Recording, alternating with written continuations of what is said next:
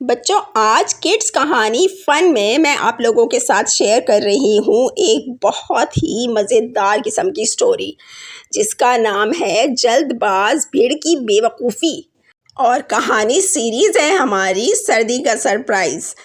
تو آپ لوگوں کو یہ معلوم ہے کہ بھیڑ کسے کہتے ہیں؟ بھیڑ کو جیسے بہت ساری لینگویجز کے اندر کوئی اسے کہتا ہے ٹبوک، کوئی اسے کہتا ہے دمبوڑی، کوئی اسے کہتا ہے نٹوا۔ جی، نٹوا بھی کہا جاتا ہے اس کو، اور اس کو انگلش میں کہتے ہیں ہارنٹ۔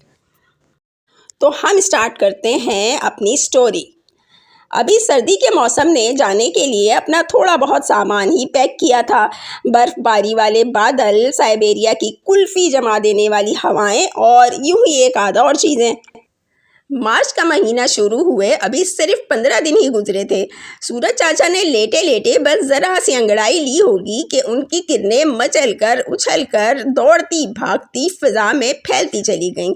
دھوپ میں ہلکی سی گرمی تھی، لیکن بوا بھیڑ نے ذرا جلد بازی کی اور وہ اپنے پر پھڑپھڑاتی ہوئی باہر نکل آئیں۔ انہیں لگا کہ بس لو جی، اب سردیاں ہوئیں ختم، اور میں تو اب خوب مزے سے ادھر ادھر اڑتی پھروں گی، اور خوب کھاؤں گی پیوں گی، اور بہت سے انڈے دوں گی، اور ہر طرف اپنی آبادی پھیلا دوں گی۔ بس ہر طرف میرا ہی راج ہوگا، نہ میں شہد کی مکھیوں کو چھوڑوں گی۔ اور یہ انسان ہے نا، یہ تو خود کو کوئی بہت بڑی چیز سمجھتا ہے۔ جیسے ہی یہ میرے آس پاس نظر آیا تو میں اس زور کا اس کو ڈنک لگاؤں گی کہ اس کو لگ پتا جائے گا۔ بس بوا بھیڑ یہی سوچ سوچ کر خوش ہو رہی تھی، اور یہاں سے وہاں ایسے ٹہل رہی تھیں جیسے ابھی ابھی کوئی بڑا دنگل جیت کر آئی ہیں۔ قریب ہی ایک درخت کی اندرونی ٹہنی پہ بنے شہد کی مکھی کے چھتے میں سے ایک ننھی سی شہد کی مکھی نے، جس کا نام تھا ننھی بی، اس نے جھانک کر دیکھا اور بوا بھیڑ سے کہا، ارے بوا بھیڑ، ابھی آپ باہر مت نکلیے، کیونکہ ابھی سردی خالہ نے اپنا پورا سامان تھوڑا ہی پیک کیا ہے۔ ابھی تو بارش، کالے بادل، پہاڑوں کی برفیلی ہوا اور اولے پیک کرنا رہتے ہیں۔ اس ننھی بی کی یہ مجال کہ یہ مجھے سمجھا رہی ہے۔ بھیڑ کو ننھی بی کی باتیں سن کر دل ہی دل میں بہت غصہ آ رہا تھا، لیکن ننھی بی تو بیچاری ان کی ہمدردی میں یہ سب کہہ رہی تھی۔ بوا بھیڑ، ہمارے ٹیچر نے بتایا تھا کہ مارچ اور اپریل تک، بلکہ اب تو مئی اور جون تک بھی بارشوں کا امکان رہتا ہے، اور اولے بھی پڑ سکتے ہیں، اور سردی دوبارہ بھی بڑھ سکتی ہے۔ آپ کو پتا ہے نا کہ نظام کتنا خراب ہو گیا ہے موسموں کا۔ یہ سن کر تو بوا بھیڑ کے غصے کی انتہا نہ رہی، اور وہ تنک کر بولی، ارے ہٹو بی، تمہیں کیا پتا کس موسم میں کیا ہوتا ہے؟ میں تم سے بڑی ہوں، سمجھی؟ اور میں تم سے زیادہ جانتی ہوں۔ ابھی ذرا میری آبادی بڑھ جانے دو، پھر میں دیکھتی ہوں کہ تم میرے آگے کیسے زبان چلاتی ہو۔ میں تمہارے چھتے پر اپنے لاؤ لشکر سمیت حملہ کروں گی، اور تمہارے بڑوں کا جمع کیا ہوا یہ سارا میٹھا میٹھا رس پی جاؤں گی۔ اور شہد بنانے والی یہ جو تمہاری فیکٹری ہے نا، اس کی ساری بلڈنگ میں تباہ کر دوں گی۔ بڑی آئی مجھے سمجھانے۔ ننھی بی بھیڑ کی یہ بات سن کر حیران ہو گئی کہ انہیں تو میں نے بھلے کی بات بتائی تھی، مگر یہ ایسے کیوں اوور ریئیکٹ کر رہی ہیں۔ اتنے میں چھتے میں سے کسی نے انہیں آواز دی، آ جاؤ، تمہارا لنچ ٹائم ہو گیا ہے، اپنے حصے کا شہد کھا لو، پھر اس کے بعد تمہیں مسلز اسٹرانگ کرنے والی ایکسرسائز بھی کرنی ہے۔ تمہیں معلوم ہے نا تمہاری ڈیوٹی نئے چھتے کے کمرے کی تعمیر پر لگی ہے۔ جی میں ابھی آئی، یہ کہہ کر ننھی شہد کی مکھی واپس چھتے کے اندر چلی گئی۔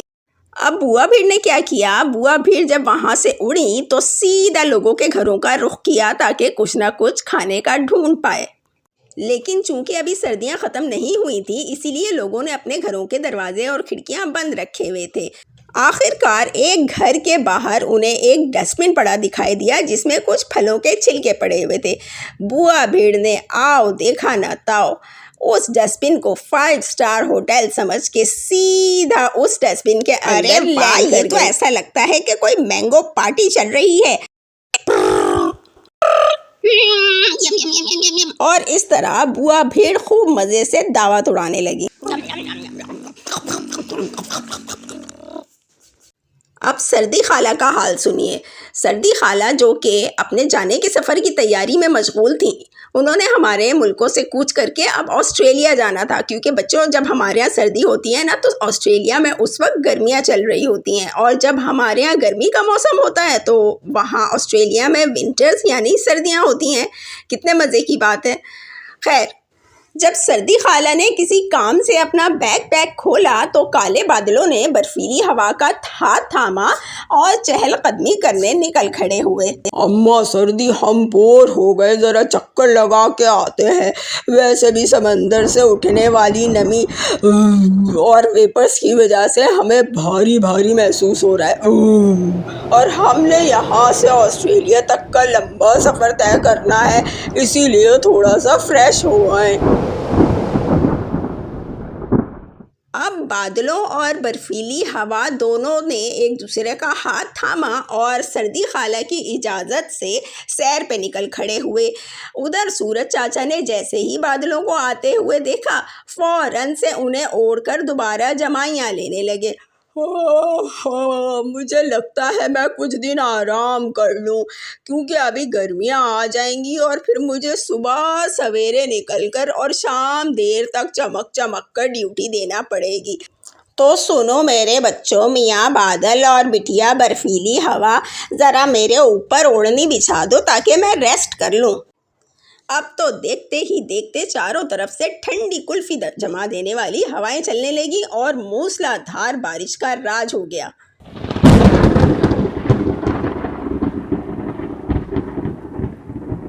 بوا بھیڑ جو ابھی تک ڈسٹ بن میں گھسی مفت کی دعوت اڑا رہی تھیں، اچک کے باہر نکلیں تاکہ واپس اپنے گھر کی طرف اڑ جائیں، لیکن افسوس اب بہت دیر ہو چکی تھی۔ ان کے پر پوری طرح بھیگ چکے تھے اور سردی سے ان کا جسم اکڑ چکا تھا اور وہ اڑنے کے قابل نہیں رہی تھیں، اور اس طرح گول گول گھومتی، چکراتی، گرتی پڑتی وہ دوبارہ سے آ کر اسی ڈسٹ بن کے اندر کر کے لینڈ کر گئیں، اور ڈسٹ بن میں پڑے پڑے وہ سوچ رہی تھی کہ کاش میں نے اپنے لالچ کے ہاتھوں مجبور ہو کر جلد بازی نہ کی ہوتی۔ ہائے ہائے، مجھے میری لالچ نے یہ دن دکھایا، کاش میں ننھی بی کی بات مان جاتی اور جلد بازی نہ کرتی۔ بچوں، یہ اسٹوری کیسی لگی؟ اگر پسند آئی ہے تو میرے چینل کڈس کہانی فن کو سبسکرائب کر لیں۔